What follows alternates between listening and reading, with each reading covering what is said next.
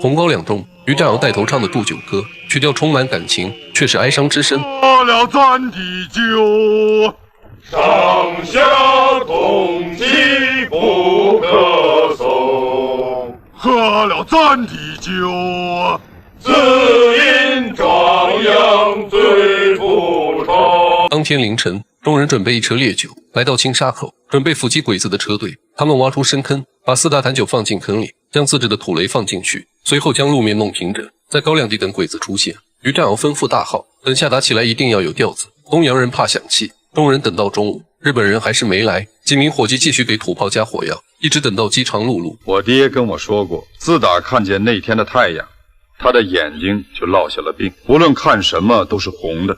那年我回老家时，青沙口的桥还在，只是没了高粱。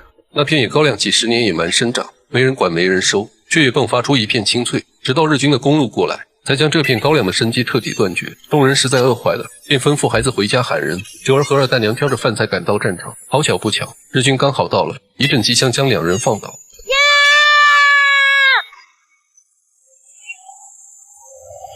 二蛋爹见媳妇死了，一下子就冲出去，也被日军的几枪射死。于占鳌指挥放炮，但土炮却炸了膛，放炮的大壮二壮当场身死。快给我上啊！大炮抄起喇叭，伴随着喜庆的调子，于占鳌一马当先，抱着燃烧的酒缸冲上去，身后是同样抱着酒缸的伙计，如此悲壮的现身，却又如此欢快的曲调，形成强烈的戏剧张力。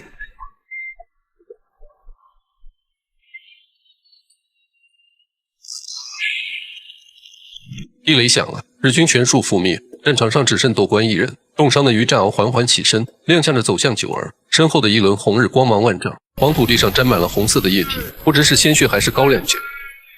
大胆地往前走啊，往前走，莫回家头。从此后你搭起那红袖楼啊，好撒着红绣球啊，正打着我的头啊，与你喝一壶啊，红红的高粱酒啊，红红的高粱酒啊。此时，天上的月亮吃掉了太阳。张艺谋大胆地用了高饱和度的血红色充斥整个屏幕，时至今日，也没有大导敢如此运用。姜文的《鬼子来了》想必也是受其影响。翠绿的高粱在阳光下浮动。娘，上金山，宽宽的大路，长长的宝船。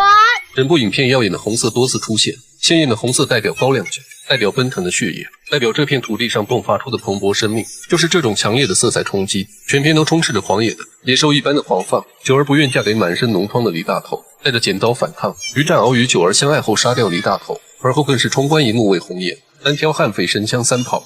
罗汉大哥虽对九儿有意，但碍于身份和礼仪，只能选择离开酒坊。可最后却杀身成仁，撒了尿的酒成了佳酿，染了血的月亮吞掉太阳。一身红袄的九儿委身高粱地，爱得坦荡。